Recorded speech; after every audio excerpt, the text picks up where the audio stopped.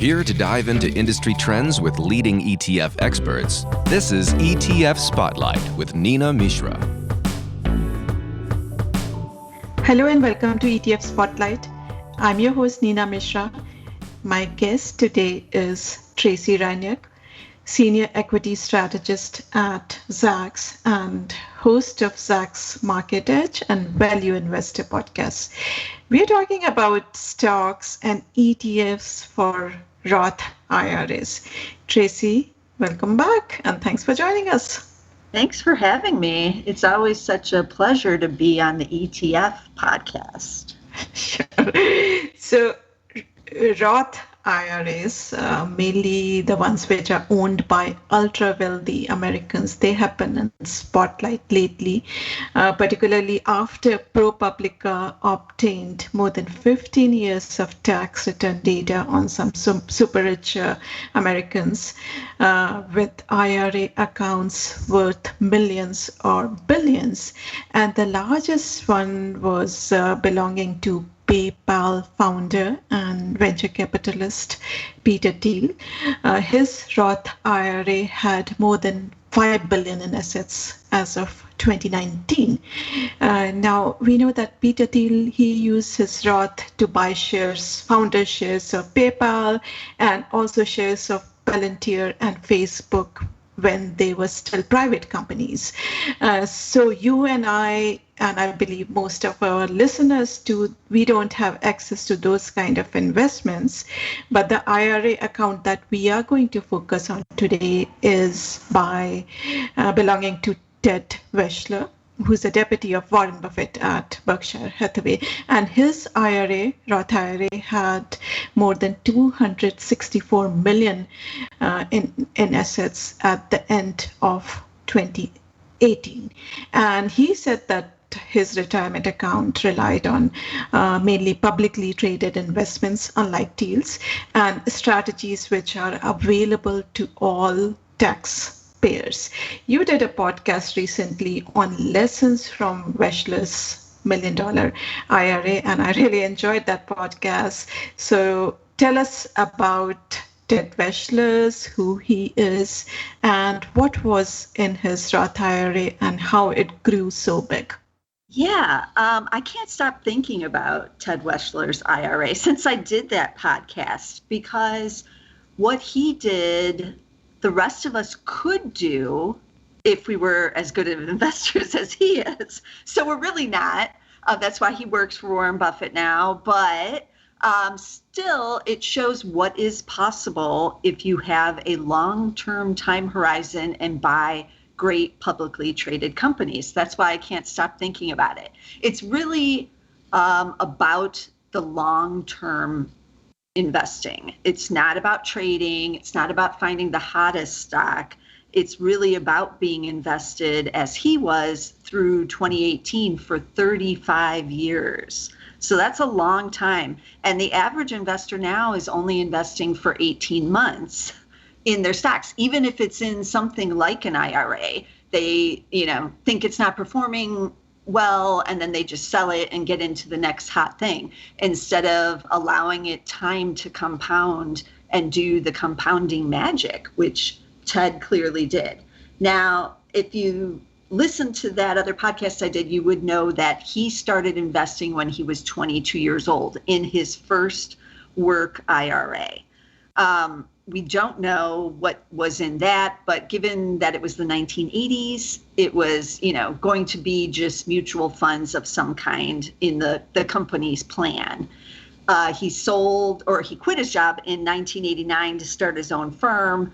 And that's when he rolled it over into a Schwab account. And again, we don't know what he put it in specifically, but he did say it was publicly traded equities that anyone else had the opportunity to be in. So he did not have founder shares. It sounds like he wasn't, in some like pre-IPO type of situation or anything like that. It was just, he bought something like Microsoft or something like that in 1990 and watched it soar through the 1990s, something like that. But we don't know exactly what it was. We can only kind of guess because he rolled over that IRA in 2012, when the government was allowing people to roll over, he did pay taxes on it when he rolled it into a Roth, but he, was still worth like 131 million by 2012. So to go from 70,000, which is what he said he had it in 1989, to 131 million, we can only guess that it would have to be in a little more aggressive type of stocks, not pure value plays most likely, but some growth and probably in technology would have had to be in there. Yeah, as you mentioned, we do not know what exactly he was investing in, but it seems that he was holding for a long time, and long-term holding is really, really important. As you mentioned, 18 months holding period currently, which doesn't make much sense to me, because timing the market is not easy. I would say it's almost impossible. So unless you are a very, very smart stock picker and you're very extremely lucky to, then only you'll be able to time your sales and purchases. Otherwise, buying high quality companies or high quality stock funds, ETFs, and then holding them for a long time, that is usually the key to success. Now, talking a little bit more about Weschler, we know that he was hired by Buffett in, I think, 2011 or 2012. He was hired to manage a part of Berkshire Hathaway's investment portfolio. And before that, he was managing partner of a value-oriented hedge fund. It was called Peninsula Capital Advisors. Now, Todd Combs and Ted Weschler's Warren Buffett's deputies, they do not do interviews or appear on CNBC or Bloomberg talking about their top stock picks. So we do not know which are their favorite stocks, but sometimes people look at Berkshire's portfolio and what stocks they have purchased and sold over the past quarter, and they try to speculate which stocks were bought by Buffett or which stocks were inspired or bought by Combs or Weschler. So do we have any idea about what kind of stocks Weschler liked? You mentioned that he was probably investing in more growthier stocks rather than values-oriented stocks. Well, he would have had to be in at least some of the hot names of that time period, which were in the growth area, because to get that kind of return, unless, he maybe timed it, but since he rolled it over in 1989, 1990, right when those, the first tech revolution was happening with like Dell, Intel, Microsoft throughout the 1990s, but also healthcare, also in the 1990s. We just can kind of assume, to get the kind of returns he was getting, that he would have to be in some hotter names. However, I did find a Reddit board that had what is allegedly the last portfolio that he had at his hedge fund before he shut it down to join Buffett in 2011, 2012. And the names on that list were fairly straightforward-ish type of value type of names that you would find even in Berkshire's portfolio today, like a Verizon, for instance. But he did have a few tech names on there, like TiVo, that he had just sold out of there, which again makes me think that, possibly he has been behind the addition of Amazon, for instance, to Berkshire's portfolio in 2019. We never found out which one of the deputies put that in, but we know for sure it wasn't Buffett, because he said it wasn't him. He said it was them. So I'm thinking that might have been him for that one. And then we don't know which one bought RH in the portfolio a couple of years ago. And then they recently added further to that position.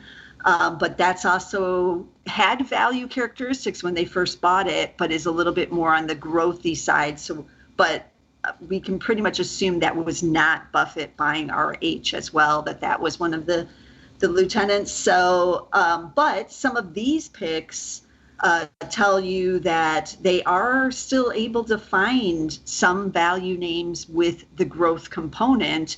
And that is super powerful combination if you're holding for multiple years. I mean, heck, even Apple in the Berkshire portfolio, which we know Buffett himself did buy in 2016, but it was a value stock at that point. I mean, for several years in there, it traded under 10 times forward earnings. And now it's about 27 times. So it's not nearly as cheap as what it used to be. But it did have classic valuation fundamentals back when he bought it. So it still is possible that Ted was mostly in some type of deep value stocks and still got these returns because value has been one of the better performers historically, especially small cap value over the years. But I still think he maybe had something like an Apple in there, or, you know, an Amazon or Microsoft or something else that, you know, boosted the overall returns as growth was so hot during that time period. But as even Berkshire's portfolio shows, it doesn't take much if you have just one or two in a more diverse stock portfolio of these big winners to really drive performance in your overall portfolio. And obviously in Berkshire, Apple is a huge position and RH and Amazon are much smaller. So Apple now is like just such a huge driver in the portfolio, but it didn't start off as quite as large a position. That's only because it's, you know, done so well over the years that he's owned it so far. And they continue to sell part of that position almost every quarter because it is becoming quite a large piece of Berkshire now. And I think they don't want it to completely dominate.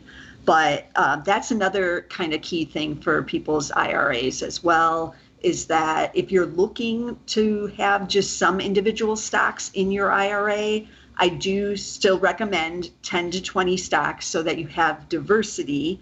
But you know, you don't need 10 huge winners. It would be great if you could get them, and maybe Ted did get them. But if you even just have one or two of these, you know, just spectacular market beating type of stocks, then if you own those over decades, you will, you know, do well, let's say. Yeah, it's fun to speculate what he owned and I know. what he did not, but it's very difficult. And as you mentioned, that even one or two winners can make a lot of difference to a portfolio. So having a diversified portfolio and then staying invested, those are two important lessons. And you actually looked at his portfolio in detail, and you had a list of key takeaways for investors, and I thought that they were very useful. So talk to us about lessons that investors can draw from Weschler's IRA. Well, you do have to do what he did, and that is to start at age 22, because the longer you have, the better. But I personally have known some people to start investing accounts as late as age 60. And as long as you have a couple decades, and yeah, this friend of mine who started at 60 is now 91, so he's been investing it for 31 years now. As long as you have the years, you can compound it. So really starting as young as you can is huge, because even Buffett himself started when he was like 11 or 12 years old, putting his newspaper money into stocks. And that allowed him to really compound it even up into his late 20s is when he became a millionaire for the first time. So yeah, the key is to really start early and keep it in there. Don't sell out, don't change your job and cash it in. Try to roll it over if at all possible, and keep a diverse portfolio. That's also key. And, you know, since I'm on the ETF podcast here, you don't have to only be in stocks in the IRA. And in fact, it's Buffett himself who has said that he thinks the vast majority of investors would be better off just being in the basic indexes. And he has told his estate after he's gone for his wife and other heirs that the money that he's leaving them is to just be rolled over into just general index funds as well. So nothing wrong with index funds. I have index funds in my own IRAs along with individual stocks, because I think that's a really good way to get a lot of diversity and just have like the basic indexes. And, you know, Ted has had this great performance without a doubt in both his hedge fund. He had a great performance before he joined Buffett, and then also in this IRA, he clearly has. But, you know, you can buy what you consider to be some, you know, solid, great companies in individual stocks, and you still don't beat the market. So one example of that is in my own IRA. I own Starbucks in my own IRA, and the 5-year return on Starbucks right now it's up 107%. But the S&P 500 is up 103%. And I think it's like literally this week is the first week it's surpassed the S&P 500 in like several years in terms of performance. So here I am thinking like, oh, I'll buy Starbucks, you know, I'll do so well in it. And I love owning it. I'm not complaining about that. But it just shows you how hard it is to beat the indexes. I mean, you know, Weschler and Buffett make it seem so easy because they were in the right things. But Starbucks is, again, a high quality company, and the returns aren't even, or just barely now, beating the S&P 500 over the last 5 years at least. So again, this just kind of shows you why maybe having these basic index funds is a good way to, you know, have more diversity in your portfolio. Yeah, I agree with you. Investors can own either individual stocks or ETFs or mutual funds in their IRAs. And ETFs are actually becoming very popular with investors, and that's mainly due to their low cost, transparency, and tax efficiency. And you can buy hundreds or thousands of stocks. You can get exposures to hundreds or thousands of stocks in one ETF. So you get low cost, diversified exposure. And that is a very easy way to build a long-term focused portfolio that is going to, build your retirement wealth over time. And I'm going to talk about some of my cheap, broad, diversified ETFs in a bit, but I was interested in some of your stock picks for IRAs, particularly Roth IRAs. Well, some of those I have already mentioned. So I don't think there's anything wrong with having as a base some of the FANG names, the big cap tech names. So like an Amazon, I own that in my own IRA.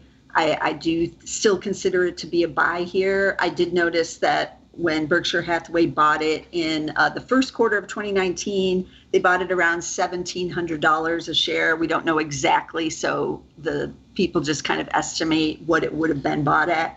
And it's basically doubled since that time period, so they're not doing too shabby in it. Something like an Apple is also another, any of the FANGs. I also like other big cap tech like an NVIDIA or like a Sony. I keep bringing up Sony, and I brought up Sony in my own podcast on TED because it's cheap, but it's on the tech with entertainment, with the gaming side. So Sony, ticker SONY. So any of those kinds of companies, you don't have to stay in tech. And, again, I do encourage people to be diverse. So look at healthcare, look at,